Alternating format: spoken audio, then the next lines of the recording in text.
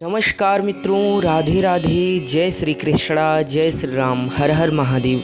स्वागत है आप सबका हमारे इस प्यारे YouTube channel Shri Banke Bihari temple Vrindavan में। मित्रों, कलयुग के प्रभाव से विलुप्त हो रही हमारी संस्कृति, हमारे प्राचीन वैदिक ज्ञान और सनातन धर्म का प्रचार प्रसार करने के लिए हमारे चैनल को सब्सक्राइब करें और हमारे द्वारा सांस्कृतिक ज्ञान के ऊपर, भगवत ज्ञान के ऊपर बनाए गए वीडियो को अधिक से अधिक लोगों तक पहुंचाएं। हमारे द्वारा बनाई गई वीडियो को अधिक से अधिक लोगों तक पहुंचाकर आप अपनी संस्कृति के प्रचार प्रसार का अमृत तुल्य पुण्य लाभ उठा सकते हैं। वीडियो अच्छी लगे तो वीडियो को लाइक करें और कमेंट बॉक्स में राधे राधे, जय श्री कृष्णा अवश्य लिखें। तो आइए मित्रों, देर न करते हुए आज के वीडियो को स्टार्ट करते हैं। आज का हमारा टॉपिक है कि जानिए मृत्यु के बाद हमारा अगला जन्म कौन सा होगा। तो बने रहे मित्रों वीडियो के अंत तक, क्योंकि आज के इस वीडियो में हम आपको श्रीमद् भगवद गीता एवं श्री गरुड़ पुराण के आधार पर बताने वाले हैं एवं संपूर्ण जानकारी देने वाले हैं कि आखिर मृत्यु के बाद हमारा अगला जन्म कौन सा होगा, ये हम कैसे जान सकते हैं। चूँकि इस प्रश्न का उत्तर श्रीमद् भगवद गीता में भगवान श्री कृष्ण ने अर्जुन से दिया है एवं स्वयं भगवान श्री हरि नारायण ने अपने भक्त श्री गरुड़ जी को दिया है। तो इस प्रश्न का उत्तर हमारे धर्म ग्रंथों में वर्णित है एवं बहुत ही सरल तरीके से हर प्रकार का व्यक्ति जान सकता है कि आखिर जब उसकी मृत्यु होगी तो उसका अगला जन्म कौन सा होगा। इस प्रश्न के उत्तर को जानने के लिए उस व्यक्ति को जरूरी है धैर्यवान होना और भगवान पर दृढ़ विश्वास रखना, भगवत प्रेम में तल्लीन रहना और धर्म ग्रंथों का अध्ययन करना। तो आइए मित्रों, इस तथ्य को हम धर्म ग्रंथों के आधार पर समझते हैं।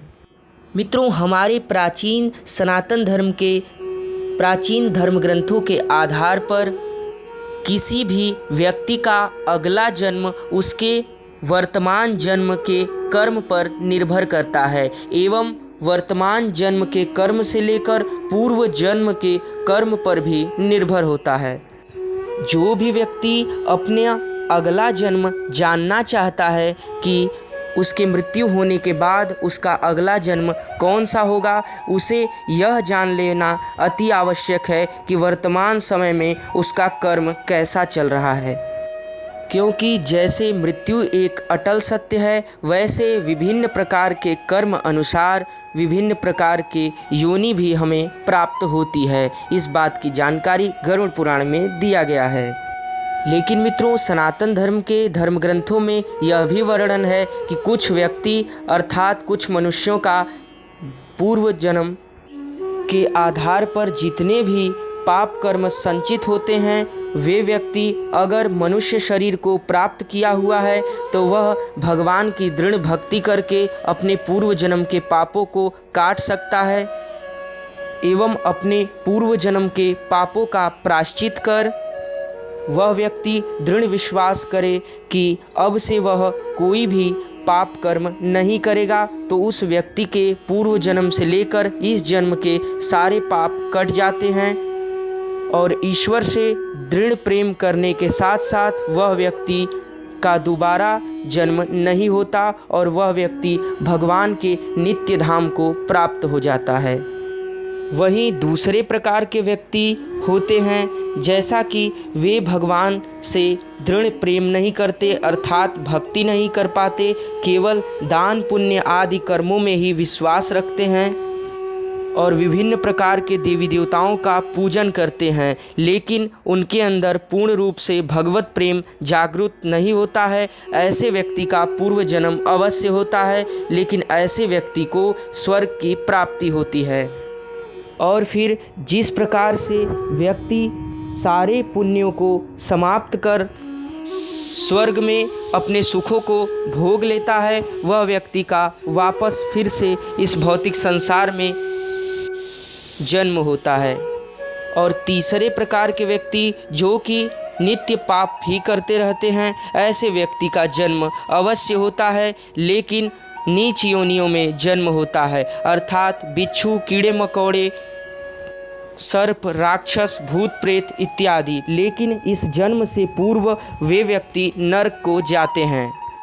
और धर्म ग्रंथों में यह भी वर्णन है कि केवल जन्म मृत्यु जरा संधि के चक्र से वही व्यक्ति पूर्णतया छूट सकता है जो व्यक्ति भगवान के प्रति दृढ़ प्रेम रखे और कर्म योग के माध्यम से कर्म करे, ज्ञान योग के माध्यम से ज्ञान अर्जित करे, लेकिन भक्ति योग में वह दृढ़ विश्वास रखता हो और भगवत प्रेम उस व्यक्ति के हृदय में जागरूक हो। ऐसे व्यक्ति मृत्यु के बाद मोक्ष को प्राप्त होते हैं और वे भगवान के नित्य धाम को सदैव के लिए, अनंत काल के लिए प्राप्त हो जाते हैं। ऐसे व्यक्ति का दोबारा जन्म नहीं होता है। तो मित्रों, इस प्रकार से हमने 3 प्रकार के व्यक्तियों का वर्णन किया एवं उनके कर्मों का वर्णन किया। ऐसे व्यक्ति जो सदैव इस जन्म में पाप युक्त कर्म कर रहे हैं, उनका अगला जन्म अवश्य होगा, लेकिन उससे पहले उनको घोर नरक को भोगना पड़ेगा। और वहीं धर्म ग्रंथों के आधार पर दूसरे प्रकार के व्यक्ति जो दान, पुण्य, कर्म कांड आदि करते हैं, लेकिन साथ साथ उनके अंदर भगवत प्रेम पूर्ण रूप से जागरूक नहीं होता है, अर्थात भक्ति मार्ग का चयन नहीं कर पाते। ऐसे व्यक्ति को पहले स्वर्ग प्राप्त होता है मृत्यु के बाद, फिर उसके बाद उन व्यक्ति का कर्म के अनुसार अगला जन्म होता है। और वहीं तीसरे प्रकार के व्यक्ति जो कि भक्ति मार्ग का चयन करते हैं, अर्थात केवल भगवान की दृढ़ भक्ति में श्रद्धा रखते हैं, उनके हृदय में भगवत प्रेम भाव जागरूक होता है, ऐसे व्यक्ति मृत्यु के बाद भगवान के नित्य धाम को प्राप्त होते हैं, जो कि कभी भी इस भौतिक संसार में वापस लौटकर नहीं आते हैं। उन्हें मोक्ष की अर्थात मुक्ति की प्राप्ति होती है। वे पूर्ण रूप से इस संसार के कालचक्र से छूटकर परमात्मा के नित्य धाम को प्राप्त हो जाते हैं और फिर उनका कभी जन्म मृत्यु नहीं होता है। लेकिन मित्रों, इन 3 प्रकार के व्यक्तियों का कर्म के अनुसार एवं इनकी प्रकृति के अनुसार जन्म मृत्यु होता है एवं मोक्ष की प्राप्ति होती है। लेकिन मृत्यु के समय भी निर्भर करता है कि व्यक्ति का अगला जन्म कौन सा होगा, जो कि अर्जुन से भगवान श्री कृष्ण ने भगवत गीता में बताया है। और उस तथ्य को समझ लेना अति आवश्यक है, क्योंकि भगवत गीता में भगवान श्री कृष्ण ने कहा है कि व्यक्ति किसी भी प्रकार का हो, कोई भी कर्म करे, लेकिन सबसे महत्वपूर्ण उसका अगला जन्म निर्भर करता है कि व्यक्ति का मृत्यु के समय भाव कैसा था, अर्थात कि मृत्यु के समय व्यक्ति किस प्रकार का चिंतन अपने मन में कर रहा था। जिस प्रकार का व्यक्ति मरने के समय चिंतन करता है, उसी प्रकार का अगला जन्म उसका होता है। फिर भगवान श्री कृष्ण ने अपने मुखारबिंद से अर्जुन के समक्ष 4 प्रकार के भावों का वर्णन किया। पहला भाव था दैवी भाव। भगवान श्री कृष्ण ने बताया कि जो व्यक्ति दैवी भाव में मृत्यु के समय रहता है, अर्थात कि वह गुरु का चिंतन करता है या मुझ परमात्मा भगवान का चिंतन करता है, वह मृत्यु के समय दैवी भाव में युक्त व्यक्ति भगवत धाम को प्राप्त हो जाता है और जन्म मृत्यु के चक्र से छूट जाता है।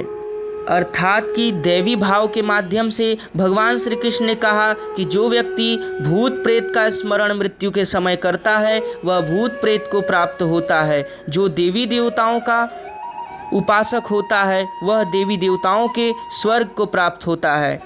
जो व्यक्ति मृत्यु के समय अपने पितरों का अर्थात पूर्वजों का स्मरण करता है, वह अपने पितरों को प्राप्त होता है।